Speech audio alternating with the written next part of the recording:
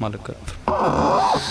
तबरकन सूरह फातिहा। बिस्मिल्लाहिर्रहमानिर्रहीम अल्हम्दुलिल्लाहि रब्बिल आलमीन अर्रहमानिर्रहीम मालिकि यौमिद्दीन इय्याका नअबुदु व इय्याका नस्तईन सिरातल लज़ीना अनअमता अलैहिम गैरिल मग़ज़ूबि अलैहिम वलज़ालिमीन। बिस्मिल्लाहिर्रहमानिर्रहीम कुल हुवल्लाहु अहद अल्लाहु समद लम यलिद कुल हुवल्लाहु अहद अल्लाहु समद कुल हुवल्लाहु अहद अल्लाहु समद। अल्लाहुम्मा अग़फ़िर लना वरहमना वआफ़िना वअफ़ु अन्ना फ़िद दुनिया वल आख़िरति इन्नका अला कुल्लि शैइन क़दीर। अल्लाहुम्मा सल्लि अला मुहम्मद व आलि मुहम्मद बिहक़्क़ि मुहम्मद व आलि मुहम्मद। बुलंदतर सलवात।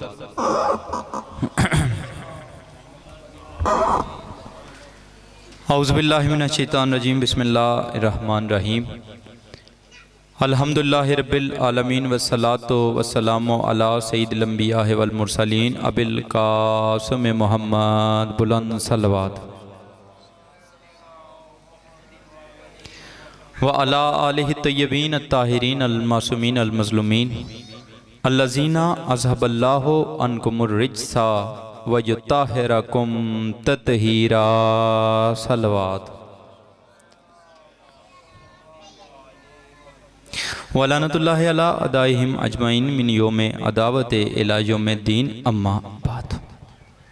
फ़क़त क़ाल रहमान फ़िल क़ुरआन बिस्मिल्लाहिर्रहमानिर्रहीम वाइज़ कुल रब्बी अदहिलनी मुदहला सिद्क़ों व अहरिजनी मुखरजा सिद्क़ों व जअली मिल्लदुल्का सुल्तानुन नसीरा। सुल्तानुन नसीरा की ज़ात पे बाआवाज़ बुलंद सलवात पढ़िए।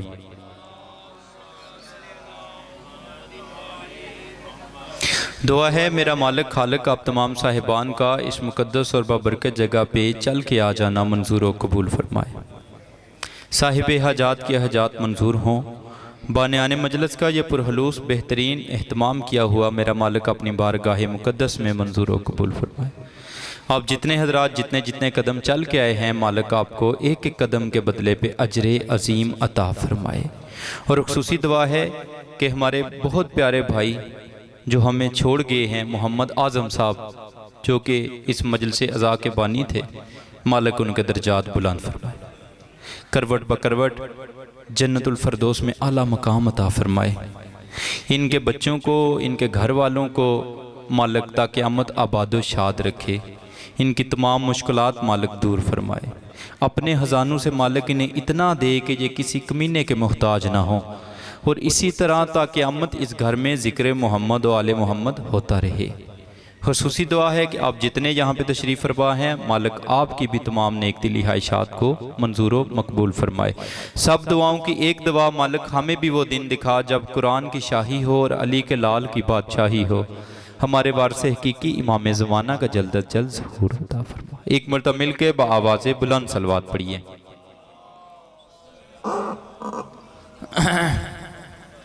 इजाज़त है जी गुफ्तगू का आगाज़ किया जाए। माशाअल्लाह काफ़ी हजरात तशरीफ़ फरमा हैं।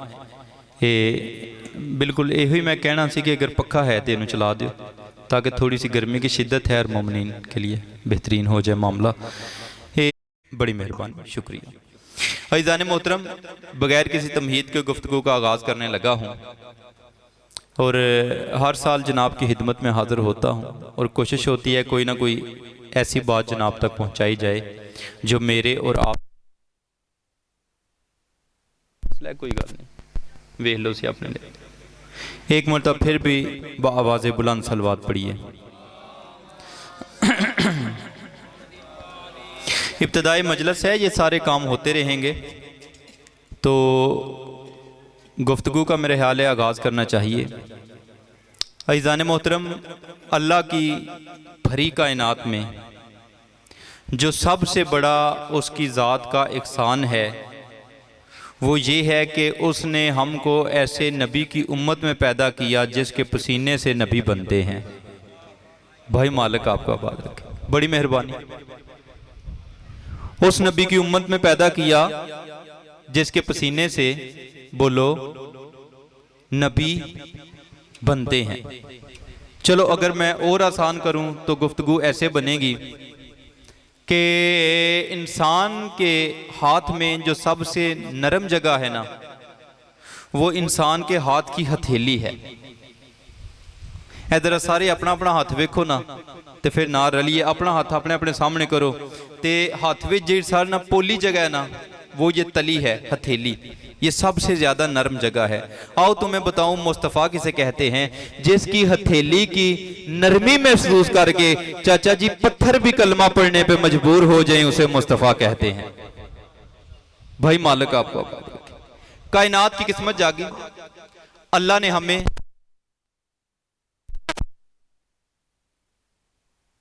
में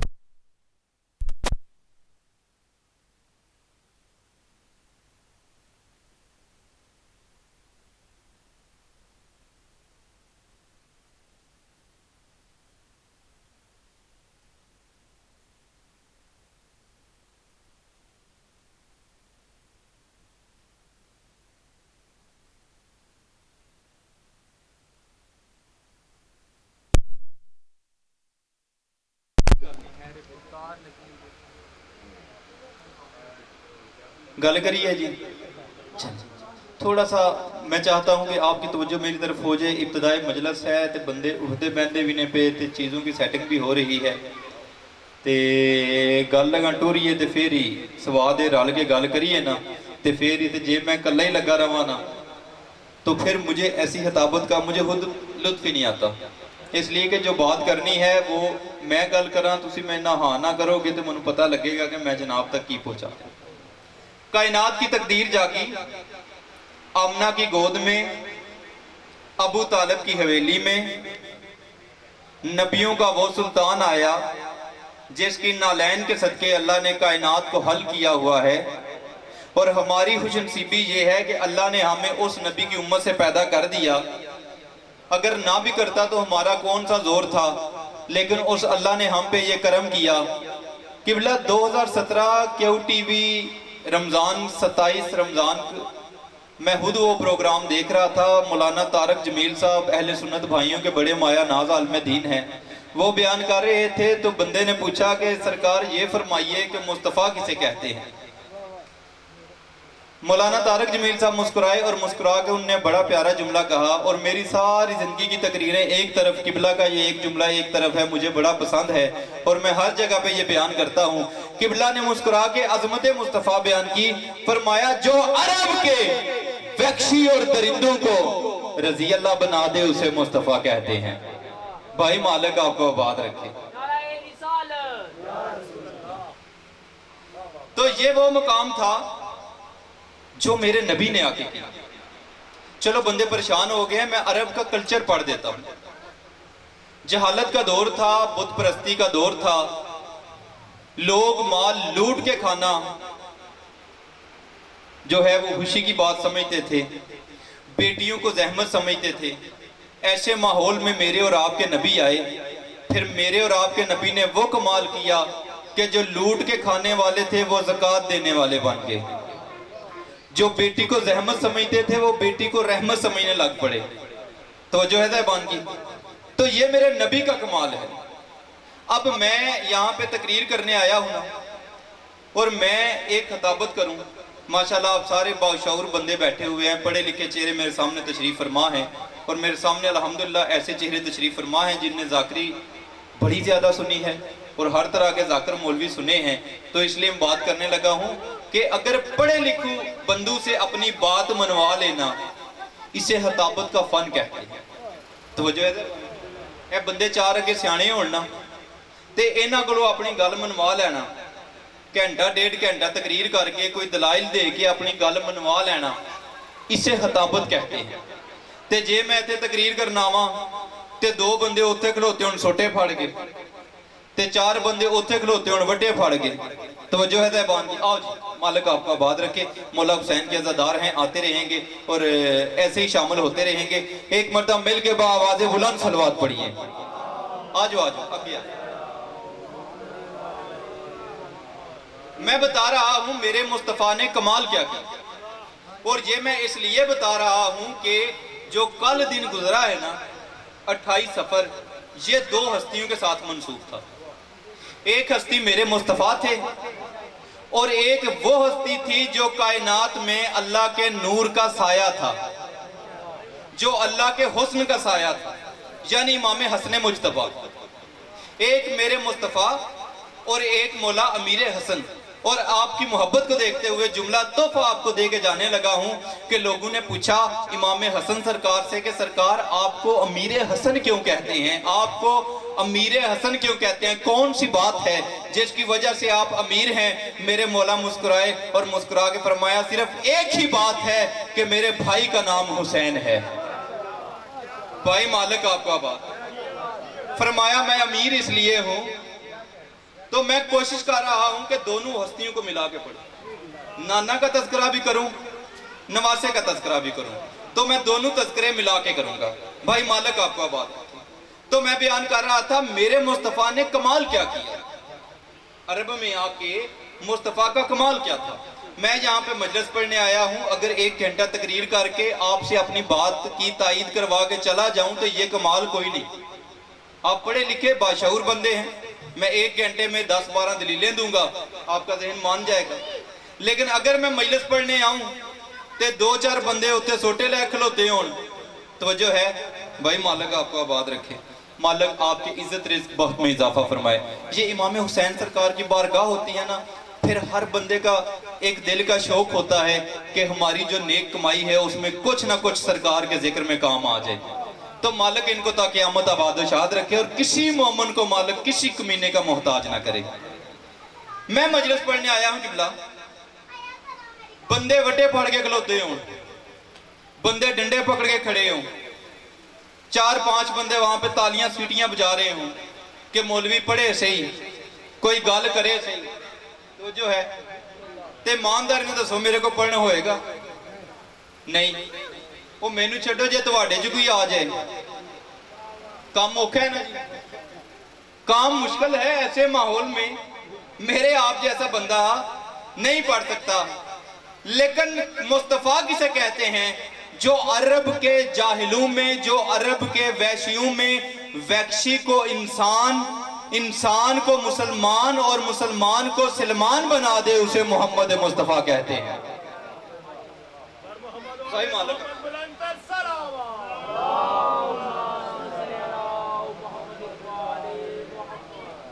मेरे और आपके नबी ने ऐलान नबूवत से कबल 40 साल मक्का में गुजारे। तो जो है तैबान की, जब मेरे मुस्तफ़ा आए तो मेरे मुस्तफ़ा ने 40 साल, चलो मैं और आसान कर देता हूं, मेरे मुस्तफ़ा की कुल हयात तैयबा है 63 साल, उसमें से 40 साल मक्का की जिंदगी है। इसे मौलवी साहिबान अपनी जुबान में कहते हैं मक्की जिंदगी, और 23 साल मदीना पाक की जिंदगी है, इसे वो कहते हैं मदनी जिंदगी। जो मक्का में हयात तैयबा मेरे नबी ने गुजारी उसको कहते हैं मक्की जिंदगी, जो मदीना में गुजारी उसे कहते हैं मदनी जिंदगी। तो 40 साल आपके और मेरे रसूल ने मक्का में गुजारे, और 40 साल चाचा जी कोई कम अरसा नहीं होता। महीने 2 महीने में बंदे की हकीकत का इल्म हो जाता है। लेकिन आपके और मेरे नबी ने कितना अरसा गुजारा बोलो, 40 साल। लो जी, सुन्नी हो तो सुन्नी रहो, शिया हो तो शिया रहो, अकीदा तेरी अपनी मर्जी का। हतीब का काम होता है सिर्फ फिक्र देना। फिक्र देने लगा हूं कि 40 साल मक्का में तेरे और मेरे नबी ने ऐसी पाकीज़ा जिंदगी गुजारी कि मेरे नबी के दर से अगर कोई शरीफ गुजरा है तो सलाम करके, बदमाश गुजरा है तो सलाम। भाई मालिक आपका। सादक किसे मानते थे? पैगंबर को। अमीन किसे मानते थे? पैगंबर को। सलाम किसे करते थे? पैगंबर को। सादक भी मानते थे, अमीन भी मानते थे, सलाम भी करते थे। फिर अगली गल पूछा तुम्हारे को, अब मुझे ये बताओ फिर पत्थर किसे मारते थे? तो जो है पत्थर भी मारते। वजह क्या बनी? वजह सिर्फ ये बनी कि 40वां साल आता गया, अल्लाह की तरफ से टेलीफोन आ गया, मेरा नबी इन्हें दावत ईमान दे। पैगंबर एक बुलंद पहाड़ी पे आए, कोहे सफर, और मेरे नबी ने सबको इकट्ठा किया। इकट्ठा करके मेरे नबी ने कहा कि अगर मैं तुम्हें हूं मैं गल वो करन लगा जेड़े बच्चों दी स्कूल दी किताबां च होवे, जिथे तुहानू हवाला ढूंढण दी लोड़ ही कोई नहीं, गल होवे जिहदे च किसी दा इतराज ही कोई नहीं, मेरी गुफ्तगू ही इंज दी हुंदी है। फरमाया अगर मैं तुम्हें ये कहूं, सारे दे सारे पिंड वाले इकट्ठे कर ले। मुस्तफा ने फरमाया अगर मैं तुम्हें ये कहूं, चाचा जी गल समझ आए तो बोलिया जे, ना ही तो फिर दुख ही कोई नहीं, फिर समझ आई नहीं तो फिर बोलना की, अगर समझ आए तो फिर जरूर बोलिया जे। फरमाया अगर मैं तुम्हें ये कहूं कि इस पहाड़ के पीछे से एक लश्कर आ रहा है जो तुम पे हमला करेगा, तो मेरी बात मान लोगे? थे काफर, लेकिन सब ने यक जुबान होके कहा कि मुमकिन ही नहीं तेरी बात का इनकार करें। उन्होंने आख्या मुमकिन ही नहीं कि आपकी बात का इनकार करें। अब मेरे नबी ने अंदाज बदला, और अंदाज बदल के आमना के लाल ने फरमाया अगर मैं तुम्हें यह कहूं कि इस पहाड़ के पीछे से लश्कर आ रहा है और तुम अपनी पसंद के 3-4 बंदे भेजो, अपने इतमाद वाले 3-4 बंदे भेजो और वो पहाड़ के पीछे जाएं और जाके देख के आए, पहाड़ी दे पिछू चाचा जी वेख के आवन ते आके आपको ये कहें कि हमें लात की कसम, हमें मनात की कसम, हमें उज़्ज़ा की कसम, जो उनके खुदा थे वो अपने खुदाओं की कसम उठा के कहें कि पहाड़ के पीछे लश्कर कोई नहीं, तो फिर तुम उनकी बात मानोगे या मेरी बात मानोगे? थे काफर, लेकिन सब ने यक जुबान होके कहा कि आमना का लाल हम ये समझेंगे इनकी आंखें अंधी हो गई हैं, तेरी जुबान पे झूठ आ ही नहीं सकता। उन्हें आख्या ये समझांगे भी ये अन्ने हो गए ने, लेकिन आपकी जुबान पे झूठ, ये वो किरदार था जो मेरे नबी ने मनवाया। अब फिर मेरे नबी ने कहा अगर मुझ पे इतना ही यकीन है तो मैं अपनी सच्ची जुबान से कहता हूं वो अल्लाह एक है, उसी की इबादत करो। अल्लाह आता गया तो चाचा जी मक्का दुश्मन बनता गया। अब ईमान से बताओ ये बंदे फिर नबी के दुश्मन हुए या खुदा के? भाई नबी को तो मानते हैं। चलो मैं एक मिसाल दे देता हूं। मैं 4 साल पहले मेरे साथ एक वाकया हुआ है, बुजुर्ग जानते होंगे, जलालपुर सोबतियां के साथ एक गरेरा गांव है, गरेरा सैदा, वहां पे मजलिस पढ़ने जा रहा था तो रास्ते में मौसम खराब हो गया, बदल कड़ी शुरू हो गया। मेरे साथ एक मेरा दोस्त भी था, उसे मैं साथ ही लेके जाता जहां भी मजलिस में पढ़ने जाता। हम जी एक घर के आगे ना थोड़ा इंतजार करने के लिए खड़े हो गए भी बदल रुके तो फिर अगर मजलिस ते जाइए, तो जे भिजा भिजा मौलवी टुर जाए तो वजह है बान की, ये भी गल चंगी कोई नहीं, कपड़े गीले हो जाएंगे, चलो इंतजार कर लेते हैं थोड़ा सा ताकि खुशक कपड़ों के साथ मजलिस पे चले जाए। घर के मालिक ने जब देखा कि बंदे 2 खलोते ने, उसने जल्दी से बैठक का दरवाजा खोल लिया। बैठ जाओ, अंदर जाके बैठ के थोड़ी देर बाद उसने हमें तोलिया भी दिया, उन्हें आख्या सिर सिर पुंजो आराम नाल बवो, घर अपना ही है, केड़ी गल है। 5 मिनट के बाद अंडे ते चाय भी आ गई। तवज्जो है बन के वो यार अंडे चाह जेड़े चाह पींदे हो तो बोलो ना, चलो मालिक आपको आबाद रखे। अंडे और चाय भी आ गई। अभी चाय के कप को हमने हाथ लगाने ही वाले थे कि बंदे ने सानू पूछ लिया कि कित्थों आए हो, जेड़े पहुंचे उन्होंने सलाम है, ते कित्थे चले हो। हम फिर मौला के मानने वाले हैं, असी आख्या जी मजलिस से जा रहे हैं। लो जी मजलिस का नाम आता गया ते अंडे भी टुर गए ते चाह भी। उन्हें आख्या भाई जी तुसी बाहर ही खलोते रहो, साडा इन नाल ताल्लुक बोलो।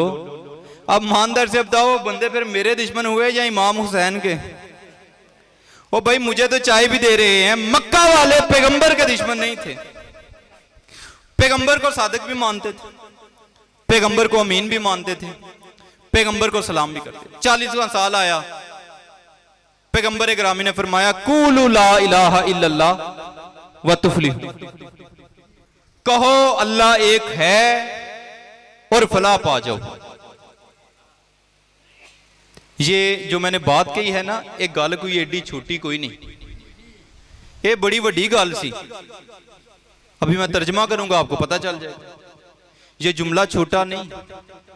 जब पैगंबर ग्रामी ने कहा ना कूलू ला इलाहा इल्लल्लाह, कहो अल्लाह एक है, ते वो 2-4 जेड़े मक्के दे सरदार सन ना, अबू लहब, अबू जेल, और भी बड़े अबू होणगे, शहर जे बड़ा वड्डा सी, ये इकट्ठे होके उन्हें आख्या ओ भाई गल सुनो, ये जो मुहम्मद मुस्तफा कह रहा है ये साडा छड़दा कख नहीं जे पिया, ये बात छोटी नहीं।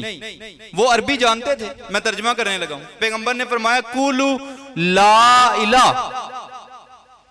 कहो कोई इला नहीं है, यानी जिन्ने जो बुत हैं जिनकी तुम इबादत करते हो ना, एक कख भी नहीं।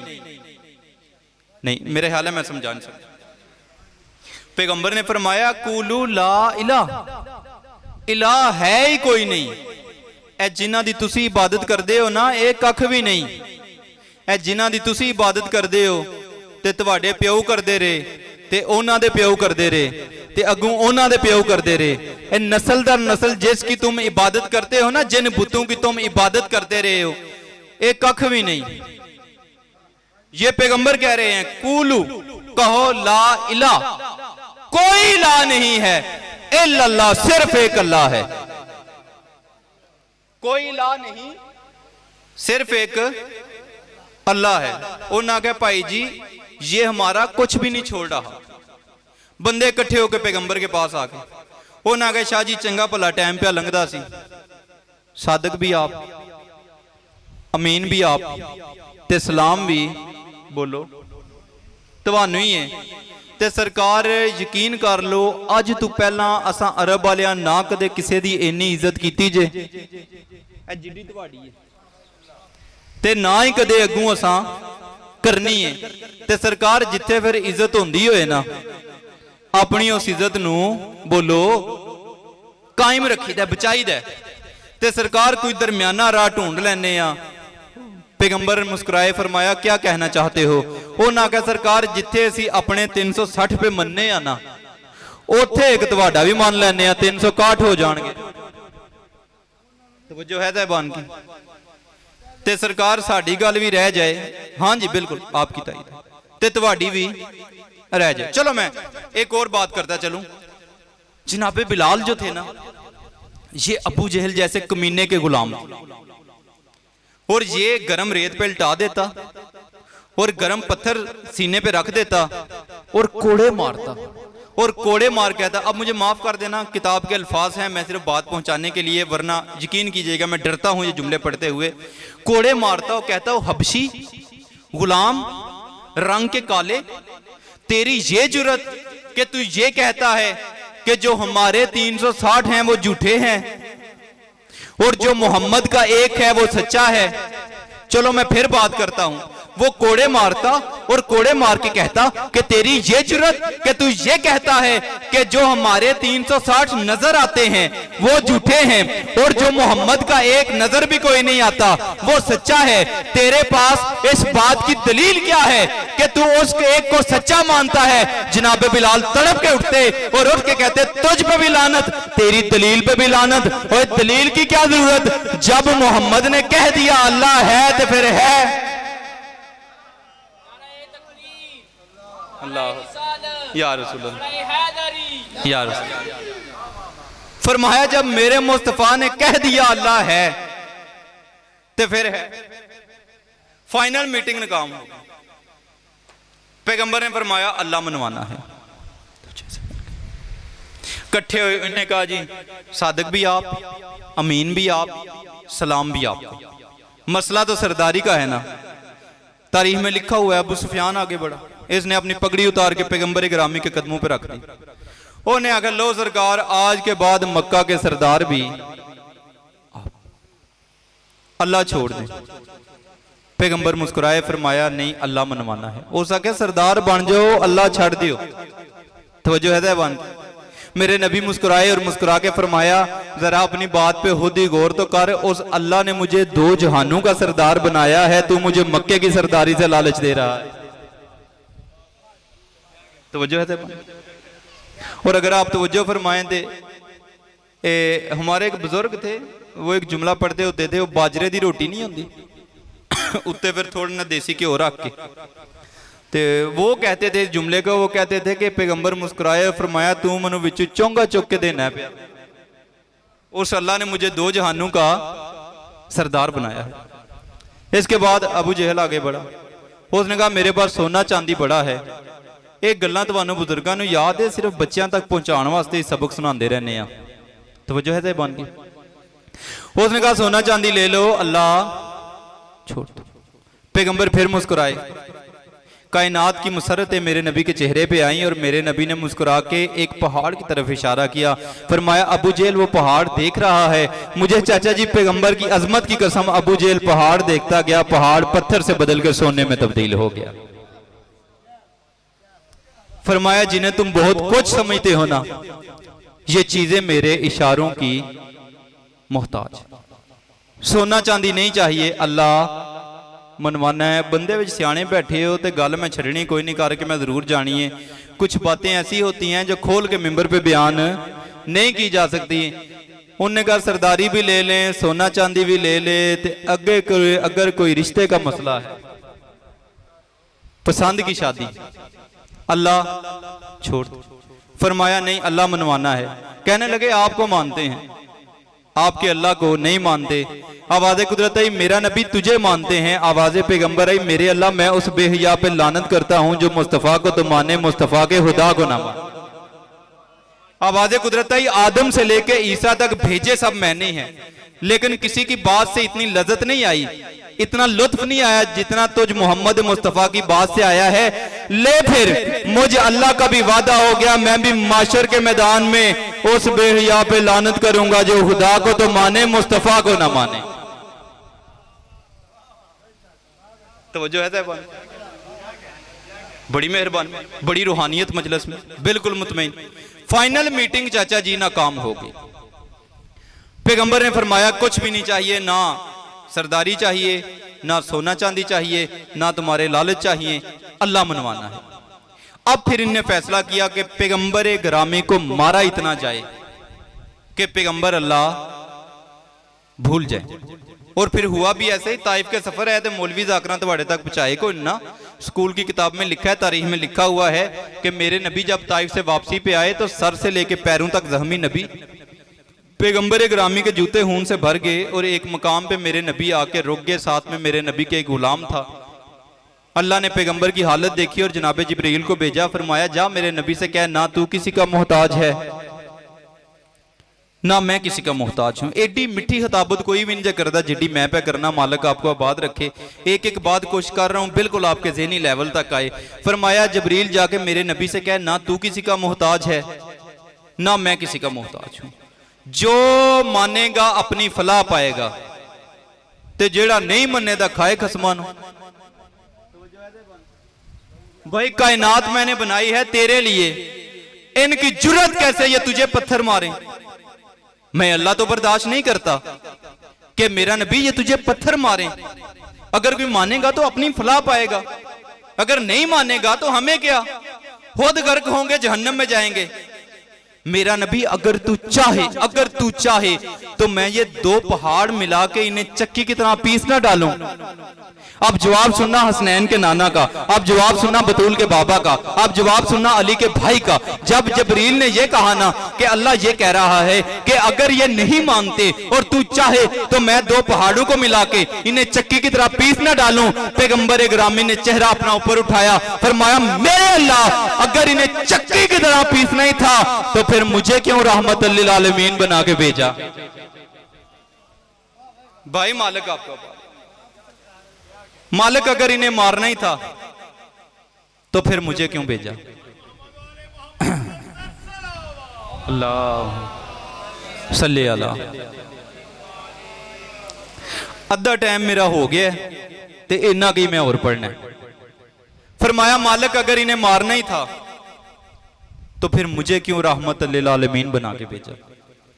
मेरा नबी फिर क्या चाहता है। फरमाया मेरे अल्लाह मैं चाहता हूं इनकी नस्लें हिदायत पा जाए। लो जी बिल्कुल मैं बात को करीब करूं। अब वो आयात जो मैंने तिलावत की हैं चाचा जी, अद्धी रात का वेला जख्मी नबी अपने घर से चले और चलते चलते काबा में आ गए।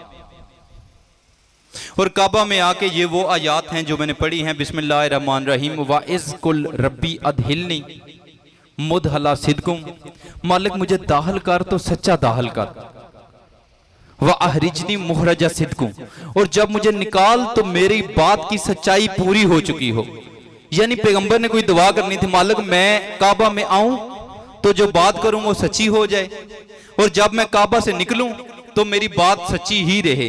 अब अल्लाह के नबी काबा में आए, आधी रात का वक्त, और काबा में आके पैगंबर ने कहा मेरे अल्लाह मेरी हालत देख रहा है, मेरा नबी देख रहा हूं। फरमाया मालिक तेरे और मेरे सिवा आधी रात का वक्त है, मैं तुझसे बात कर रहा हूं, दुनिया जहान सोया हुआ है। मालिक तुझसे यह पूछना चाहता हूं कि अपनी पहचान भी चाहता है या मुझे पत्थर ही मरवाने हैं। मालिक कोई गल लगा मिटोरनी है या कम इथे ही? मेरा नबी चाहता हूं, अपनी पहचान भी चाहता हूं। फरमाया मेरे अल्लाह माहौल वो है जो मैंने चल के देख लिया है, अगर अपनी पहचान चाहता है, मुझे मनवाना चाहता है, तो फिर तेरी वहदानियत की कसम मुझ अकेले का काम ही कोई नहीं। तो जो है तैबान, मुझ अकेले का, मैं कुरान पढ़ रहा हूं, जिम्मेदारी के साथ कुरान पढ़ रहा हूं, और ये जो मैंने आयात पढ़ी है ना, ये कुरान के बिल्कुल सेंटर में है, जहां 15वां पारा खत्म हो रहा है, अगू 16वां शुरू हो रहा है। वो पुराने जाकरीन पढ़ते उनसा ना, मुबल्लिग आज़म मौलाना मोहम्मद इस्माइल थे, सारे इल्म के बड़े बड़े दरिया थे, तो बंदे उनसे ये बात करते थे कुरान दे विचों वहाओ विचों, तो जो है कुरान दे विचों वहाओ। ये जो आयात मैंने पढ़ी हैं, ये इंज विचों ने भी, अद्धा कुरान इधर हो जाता है, अद्धा इधर हो जाता है, अल्लाह ने बिल्कुल विचों रखे। फरमाया मालिक अगर सच पूछे तो मुझ अकेले का काम ही नहीं। मेरा नबी फिर क्या चाहता है? फरमाया मेरे अल्लाह जिस तरह तेरा झगड़ा मैंने अपने जिम्मे लिया है ना, अपने पास से कोई ऐसा गालिब ताकत वाला सुल्तानुन नसीरा भेज कि जो तेरा झगड़ा भी अपने जिम्मे ले ले, मेरा झगड़ा भी अपने जिम्मे। आए हाय हाय, ये आए तेरे दुश्मनों से भी पूरा आ जाए ते मेरे दुश्मनों नाल भी पूरा बोलो आ जाए। मेरा नबी अगर मांग लिया है ना, फिर खुली खुली बात ना तय हो जाए, मुझे ये बता तुझे कैसा चाहिए, कैसा सुल्तानुन नसीरा भेजूं तेरे लिए। फरमाया मेरे अल्लाह डरे नहीं। फरमाया बिस्तरे मौत पे सुला के चेक कर लेना। मालिक थके नहीं। फरमाया तुम्हारे बुलाने में देर होगी, उसके आने में देर नहीं होगी। बंदे पीछे रह गए ने। मैं फिर जुमला कह देता हूं, एक वादा था 40 दिन का, बुजुर्गों को याद है? 40 दिन का वादा था, 39 दिन गुजर गए ते दिन पीछे एक रह गया। चलो मैं बच्चों के लिए बात करता रहता हूं, इंज समझ लो जिकन 40 ओवर का मैच सी, 39 ओवर लंघ गए तो स्कोर 0 ते आखिरी ओवर च कोई भी इनिया वाइट बाला नहीं करांदा कि स्कोर पूरा बोलो हो जाए। 39 दिन गुजर गए, दिन पीछे एक बचा। फरमाया मेरे अल्लाह वादा तेरा सच्चा था 40 दिन का, 39 दिन लंघ गए ने, अब बात बता करूं क्या? फरमाया मेरा नबी परेशान क्यों होता है, फौरन वही सबक याद कर जो मैंने वहादत की यूनिवर्सिटी में 1.25 लाख अंबिया को याद करवाया। अब नबियों के सुल्तान ने काम क्या किया, एक बुलंद जगह पे आए और बुलंद आवाज से पुकार के कहा नारे अलियन। मजहर अल-अजाइब। पैगंबर ने सदा लगाई। इधर मौला अली मस्जिद नबी में बैठे हुए थे। अमीर मुस्कुराए, फरमाया कंबर। चाचा जी हूं तो मैं जोर चंगा पे लाना, हूं तो बाहर ना वेखो। कंबर जी लाए के मिंबर, कंबर घर जाओ, जुल्फकार लाओ, राहवार लाओ। जनाबे कंबर मुहद्दत अहले बैत की अबा ओढ़ के मस्जिद रसूल से बैते बतूल की जानब चले। दरवाजे पे आके दस्तक दी, अंदर से जनाबे फिजा आई, हाथों पे जुल्फकार उठाई हुई। फरमाया भैया कंबर जुल्फकार ले लो, भैया कंबर जुल्फकार ले लो। जनाबे कंबर चाचा जी हैरत के समंदर में गोता जन हो गए कि बहन फिजा मैंने जुल्फकार मांगी तो नहीं, तुम्हें पता कैसे चला कि कंबर जुल्फकार लेने आया है? बीबी फिजा मुस्कुराई और मुस्कुरा के फरमाया भैया कंबर सुनो समझो और याद रखो, बाहर के गुलाम और होते हैं, बतूल की कनीजें और तो जो है दैवान बाहर के गुलाम और होते हैं, बतूल की कनीजें और होते। आपने बड़ा प्यारा फिक्रा सुना और मैं चाहूंगा कि एक और बात करता चला। एक दिन यही जनाब कंबर दरवाजे पे आए और आके आया ततहीर पड़ी, अंदर से जनाब फिजा आई। जनाब कंबर ने पूछा कि बहन फिजा बताओ कि मेरे मालिक अली सरदार कहाँ हैं, मेरे मालिक अली सरदार कहाँ हैं। बीबी फिजा मुस्कुराई और मुस्कुरा के फरमा दिया, भैया कंबर अगर मुझसे पूछते हो ना तो इस वक्त अली आसमान पे रिज्क तकसीम कर रहे हैं। तो जो है बन जनाब कंबर मार्फत की बात थी, चुप करके घर से वापस लौटे और जब मस्जिद के आगे से गुजरने लगे तो देखा कि मस्जिद से मौला अली निकल रहे हैं। अब रहा ना गया जनाब कंबर से, मौला अली से पूछा या अली सरकार आपके एहतियारात पे शक कोई नहीं, लेकिन फिजा भी कमाल करती है।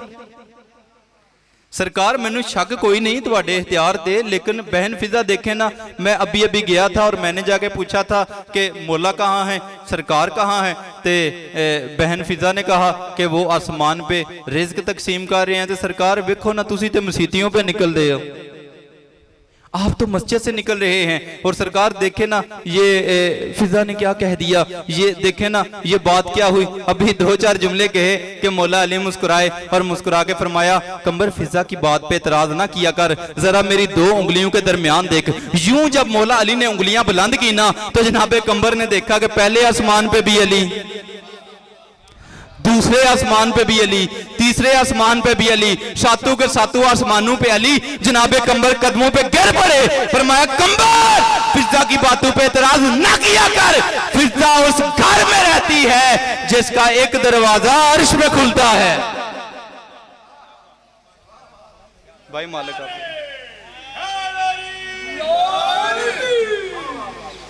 भाई मालिक फिजा उस घर में रहती है जिस घर का एक दरवाजा बोलो अर्श पे खुलता है। एक हस्ती थी मोहम्मद मुस्तफा, जिसके साथ मंसूब था कल का दिन, और एक वो हस्ती थी जिसको जमीन पे अल्लाह का हुस्न कहते हैं।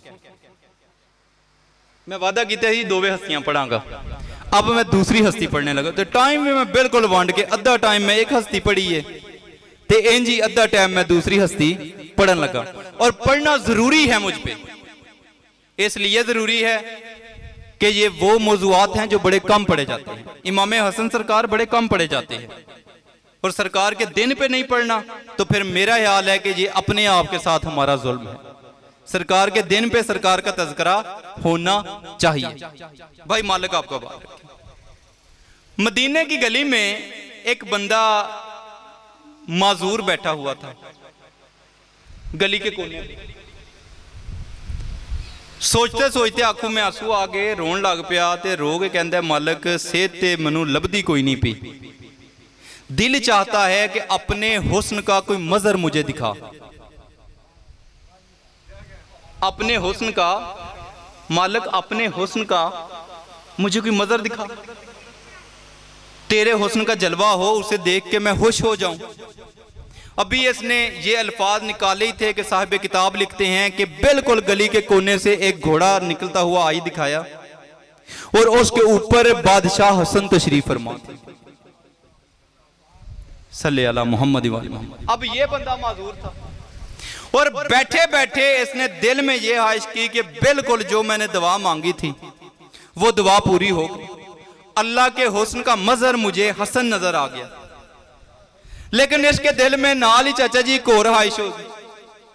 बैठे बैठे सोचता था चलो मजर तो नजर आ गया, कितना अच्छा होता अगर मैं ठीक होता ते मैं सरकार नूं दोवे हाथ मत्थे ते रख के सलाम करदा। काश मैं ठीक होता और मैं सरकार को दोनों हाथ माथे पे रख के सलाम करता। अभी ये ख्वाहिश इसके दिल में थी कि इसके बिल्कुल करीब से मेरे इमाम हसन गुजरने लगे तो सरकार ने अपने हाथ में एक छड़ी और चाबुक पकड़ा हुआ था, सरकार ने जानबूझ के जमीन पे गिरा दिया ते जमीन ते सट के उन्होंने आंदे ने उठो मनु फड़ा मैं बतूल दा पुत्तर हां, उठ मुझे पकड़ा मैं ज़हरा का बेटा, भूल गया मैं बीमार हूं।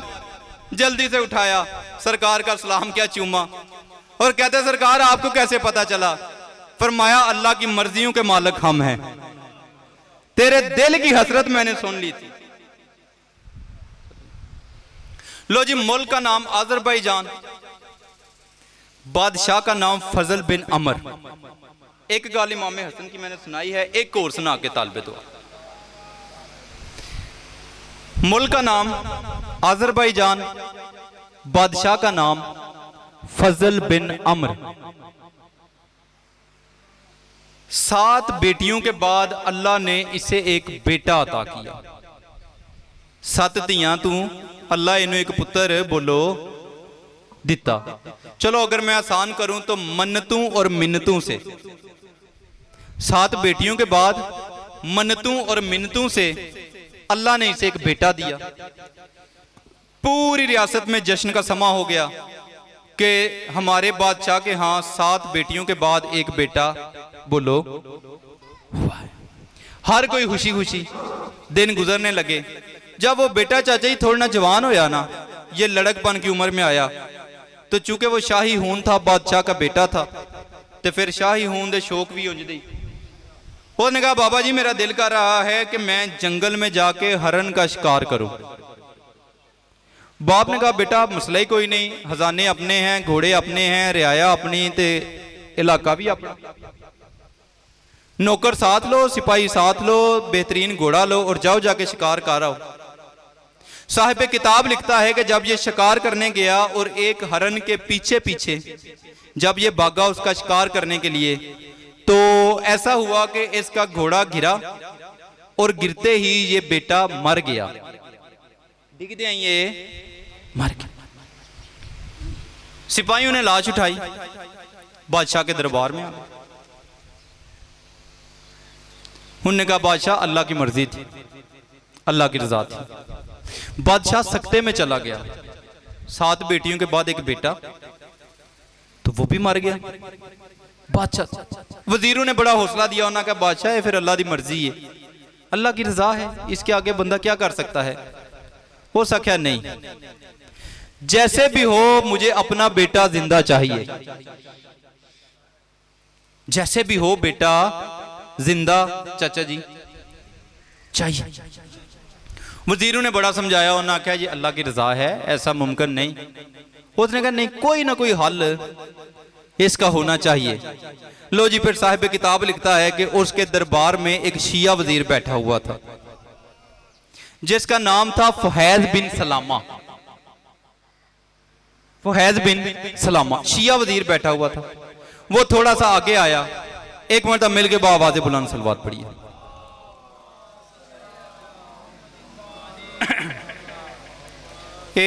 मैं कोशिश कर रहा कि जनाब दे लैवल तक आवां। वो फिर माहौल ऐसा है, कोई बुला रहा है, कोई इधर उधर, सारे ते जिन्ने भी है वो है चंगे, हो है थोड़े हो लेकिन है चंगे हो। हर चेहरा मैं पढ़ रहा हूं, पीछे बुजुर्गों से लेके आगे इस बच्चे तक हर कोई तवज्जो के साथ बैठा हुआ है। बादशाह ने कहा कोई हल ऐसा निकालो कि बेटा जिंदा होना चाहिए। वजीरा ने आख्या साढ़े कोल कोई नहीं। एक शिया वजीर बैठा हुआ था उसके दरबार में, उसका नाम था फहैज बिन सलामा। वो आगे बढ़ा, उसने कहा कि बादशाह अगर बच्चे बह जा भाई, मालिक आपको आबाद रखे। फहैज बिन सलामा आगे बढ़ा, उन्होंने कहा बादशाह एक हकीम है ऐसा जो मैंने सुना था कूफा के मिंबर पे। एक हकीम ऐसा है जो कूफा के मिंबर पे मैंने सुना हुआ था, जो ऐलान कर रहा था मैं अली अगर चाहूं तो जिंदे को मुर्दा कर दूं। बोलो यार, मैं कितना सफर करके आया। मैं चुप कर गल की है ना, सिर्फ ऐस गल वास्ते। मैं अली अगर चाहूं तो जमीन को आसमान कर दूं, आसमान को जमीन कर दूं, मुर्दे को जिंदा कर दूं, जिंदा को मुर्दा। उन्हें आखा एक हकीम ऐसा है जिसका ऐलान मैंने सुना। बादशाह होश हो गया, जैसे डूबते को तिनके का सहारा। उसके चेहरे पे खुशी आ गई, भी कोई तो गल टुरी है। हो सके यही तो मैं कहता था कि कोई ना कोई हल इसका है। जल्दी कर जाके उस हकीम को बुला के लेके आ। हो सके बादशाह तो पूरी गल नहीं सुनी, मैंने ऐलान तो सुना था, लेकिन वो हकीम भी 40 हिजरी में इस दुनिया से चला गया। लो जी, बंदा पौड़ियां चढ़ के कोठे चढ़ के डिगे ना, ਤੇ ਉਹਦੀ ਤਕਲੀਫ ਬਹੁਤੀ ਹੈ। ਵਿਹੜੇ 'ਚ ਡਿੱਗ ਪਵੇ ਤੇ ਉਹ ਥੋੜੀ ਹੈ, ਤੇ ਪੌੜੀਆਂ ਚੜ੍ਹ ਕੇ ਡਿੱਗੇ ਨਾ।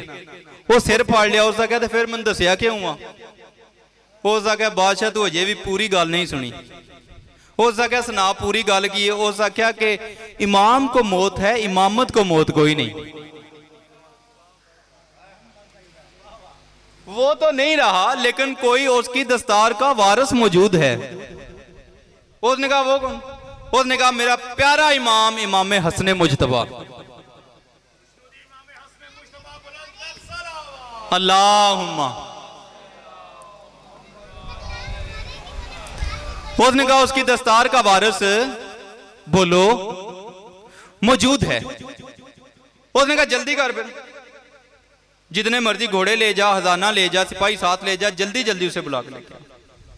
उसने कहा बादशाह तू एक छोटी सी रियासत का बादशाह है, वो कायनात का बादशाह है, ऐसे तो ना होता। प्यासा कुएं के पास जाता है, कदे खूह भी प्यासे को टुर के आए ने, ऐसा मुमकिन नहीं। बादशाह था, सख्ते में था, सदमे में था। उसने जल्दी से तलवार निकाली, ते तलवार कट के शिया वजीर की गर्दन पे। उसने कहा मुझे नहीं पता, तेरी गर्दन पे तलवार है, 24 घंटे के अंदर अंदर मुझे हसन मुजतबा अपने दरबार में चाहिए। जेड़ा बोले वो ही कुंडी। हो सका ना तू बोलता ना मुझे पता चलता। अब बात यह है कि ये बेटे की लाश खराब मैं नहीं होने दूंगा। अगर तू हाली वापस आया तो कवरां एक नहीं, कवरां दो बननियां ने, एक तेरी एक मेरे बेटे की। लो जी मजबूर हो गया वजीर, घोड़े पे इसने सफर शुरू किया। और साहिब किताब लिखता है गर्मी का मौसम था, सफर करते करते अभी मुल्क आज़रबाईजान की सरहद भी पार नहीं हुई थी कि गर्मी की शिद्दत से घोड़ा मर गया। फिर ये नीचे उतरा, पैदल चलने लग पड़ा। पैदल चलते चलते गर्मी फिर इतनी कि जो गर्मी जानवर बर्दाश्त नहीं कर सका। ये बिल्कुल बेहोश होकर एक टीले के पास गिर पड़ा। और जब गिर पड़ा ना तो गिरते गिरते इसके मुंह से निकल गया यबना रसूल अल्लाह मेरी मदद करें। दिलों ऐथू आपको बात बताऊं कि ऐथू जड़ी गाल निकल दी है ना, उसका असर क्या है। इमाम रजा सरकार अपने काफले के साथ, सिहाबा के साथ सफर कर रहे थे। सफर करते करते सरकार एक नहर के किनारे, दरिया के किनारे, जिकन तुम्हारी नहर नहीं, ऐसी नहर के किनारे सरकार ने पड़ाव डाल दिया। इमाम रजा सरकार नेशापुर जा रहे थे। लंबा वाकया है, इंशाल्लाह फिर कभी आया तो वो बयान करूंगा। ते जांदे जांदे सरकार एक जगह ते कजाम कर लिया, रुक गए। ते नाल एक बंदा बकरियां ते भेडां पे चारे। ते उन्होंने जदों पता लगा कि सरकारे इमाम रजा आए हैं ते भजदा भजदा आ गया। उसका क्या सरकार कम बड़ा हो गया, सोचदा सा मदीने जावां तुहाडी ज़ियारत करां।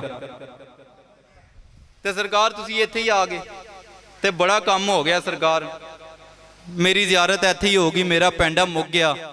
हाथ पांव चूम के कहते सरकार ये बताएं कि इसमें आजम किसे कहते हैं, इसमें आजम किसे कहते हैं। सरकार मुस्कुराए और मुस्कुरा के अपने सहाबा कहा कि इनू फड़ो ते नहर दे विच सुट दियो। तो जो है वो सहाबी अगे उन्हें फड़िया ते नहर दे विच धक्का मारिया। वो गीले कपड़ों के साथ फिर वो कंडे चंडे फाड़ के ते घाशा फाड़ के बाहर निकलिया। तो उस आख्या सरकार समझ नहीं आती भी सरकार मैं पूछा इसमें आजम की है, ते जनाब ने मनु दरिया। सरकार ने कहा इसे पकड़ो जरा अगे करके सटो। अब फिर उन्हें जरा धक्का दे के थोड़ा अगे, फिर वो गोते शोते खाता निकल ही आया चाचा जी। ते निकल के आके आंदे सरकार मैं आना इसमें आजम दसो। तो जो है सरकार ने इसकी तरफ देखा, मुस्कुराया, फरमाया तो फिर आ गया है। उन्हें कहा सरकार मैं आना पे इसमें आजम। सरकार आंदे ने नहीं मुड़ता भी इनू फड़ो ते हुण उत्थे सटो जिथों निकले ना। सिहाबी उन्हें फिर हाथों और पैरों से पकड़ा दे, लंबा जा चूल्हा दे के ओ दड़म आगे। और फिर जब बिल्कुल सेंटर में गोते खाने लगा ना, तो गोते खाते खाते इसके मुंह से निकल गया या अल्लाह मेरी मदद कर। इसने कहा या अल्लाह मेरी मदद कर। सरकार ने किनारे पे बैठ के हाथ लंबा किया, इसको पकड़ के बिल्कुल अपने पास बिठा लिया। कहने लगा सरकार मैंने मदद तो उससे मांगी है, आपने क्यों की है। सरकार मुस्कुराए, फरमाया सवाली मांगता उससे है, हिरात देने वाले हम होते हैं। भाई मालिक हूँ चुप करके बह गया। सरकार ने आख्या अब नहीं पूछना, वो यही मैंने तुझे समझाना था कि इसमें आजम वो होता है जो मुश्किल में तेरे दिल से निकले। फरमाया हर वो बात इसमें आजम है जो तकलीफ के वक्त तेरे दिल से निकले। जब तू यहां दिल से दुआ मांगे ना तो यही इसमें आजम है। ते उंज मैं तेन पिया भी समझांदा तेन समझ कौन सी आमनी तो जो है बन। और बिल्कुल फहद बिन सलामा जब आखिरी सांसें हैं और मरने लगा ना तो इसने मरते मरते कहा, शिया वजीर, इसने मरते मरते कहा यबना रसूल अल्लाह मेरी मदद कीजिए। और अभी इसकी आंखें बंद नहीं हुई थी कि इसने देखा पूरा सहरा एक नूर की रोशनी से मुनव्वर हो गया। पूरे सहरा में इमामत की खुशबू फैल गई। और यूं इसने जब अपनी आंखें खोली ना तो इसकी आंखें सरकार की नालाने मुबारक में पड़ी। और जब ये अपनी आंखें बुलंद करता गया देखा तो सामने बिल्कुल मोहम्मद मुस्तफा की शक्ल वाला इमाम हसन खड़ा था। खुश हो गया, आंदे सरकार आई तुसी ना आमदे ते मेरे वाला काम बोलो हो गए। सरकार मुस्कुरा के फरमाया तूने ही मुझे लेट पुकारा है, तू मुझे दरबार में याद करता मैं वहीं पे आ जाता। सरकार ने आख्या तेरे पुकारन च लो जी हूं मैनू हो गया जे हौसला तवज्जो है, अगे पिछे बंदा कौन सी पे आमदा। हुण गल नेड़े लाइए। भाई मालिक आपको आबाद रखे। सरकार बड़े मुश्किल हालात हो गए ने। सरकार मुस्कुराया फरमाया क्या हुआ है? उन्हें आख्या सरकार बचना मैं तां अगर बादशाह का बेटा बचे। बोलो यार, बचना तां जे ओ बचे। सरकार मुस्कुराए फरमाया अभी यहीं से जिंदा कर देते हैं। कदमी डेग पे उन्हें आख्या नहीं सरकार इत्थे नहीं। सरकार अगर यहां पे करेंगे ना तो अकेला सिर्फ मैं देखूंगा, ते जे सरकार मेरे नाल उत्थे दरबार टुर जाणगे ते सरकार चार बंदे होर भी कलमा बोलो पढ़ लेंगे। सरकार मुस्कुरा के फरमाया मेरा हाथ पकड़। इसने हाथ पकड़ा, जब आंखें खोली तो बिल्कुल दरबार में तवज्जो है बन की बादशाह के सामने। और जब बादशाह ने इमाम हसन का रोब देखा तो रोबे इमामत से बादशाह अपने तख्त पे खड़ा हो गया, कदमों पे हाथ लगा के। साहिब तारीख ने लिखा मुल्क अजरबैजान का बादशाह, उसने कहा कि अगली बात का मुझे पता कोई नहीं, लेकिन आपके चेहरे का रोब बताता है कि आप मेरे बेटे को जिंदा कर देंगे। जल्दी से बादशाह ने अपनी वाल जगह दी। उन्हें आख्या सरकार इत्थे बहु। सरकार बैठी। उसने कहा सरकार एक ही अर्ज है कि 7 बेटियों के बाद अल्लाह ने एक बेटा दिया है। तो सरकार वेखो ना वो भी जवानी भी नहीं चढ़ा दुनिया से चला। तो सरकार मेरे तो कोई रहम। सरकार मुस्कुराए फरमाया फहद बिन सलामा शिया वजीर। फहद बिन सलामा जरा चौड़ा सीना करके सामने होया, जल्दी करो जाके मसल्ला लेके आओ, पानी ले। वो फटाफट गया, पानी ले आया, मसल्ला ले आया। लो जी बात आपकी मार्फत की आखिरी बात है, इसके बाद एक जुमला मुसाहिब का कह के तालिबे दुआ मैंने हो जाना है। फहद बिन सलामा जल्दी से पानी लेके आया, मसल्ला लेके आया। सरकार ने भरे दरबार में वुजू किया, मसल्ला बिछाया, 2 रकात नमाज पढ़ी।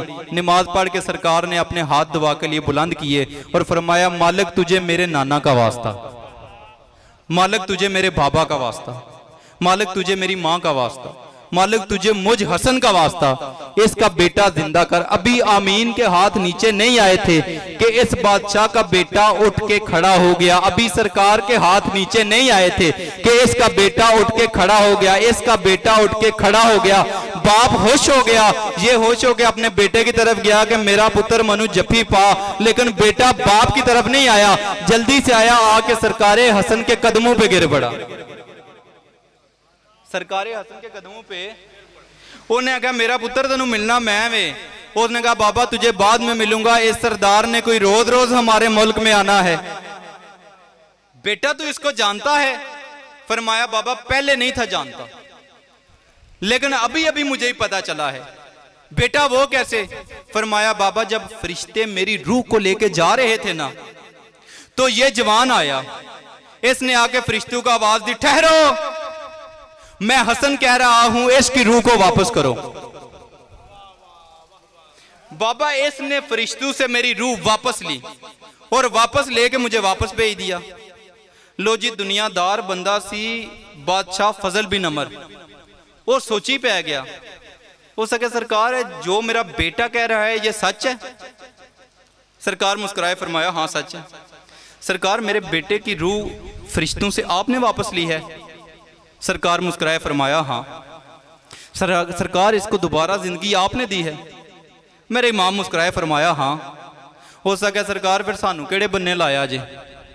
तवज्जो है साहिबान की, मैं जुमला कह रहा हूं, फिर सानू केड़े बन्ने लाया जे?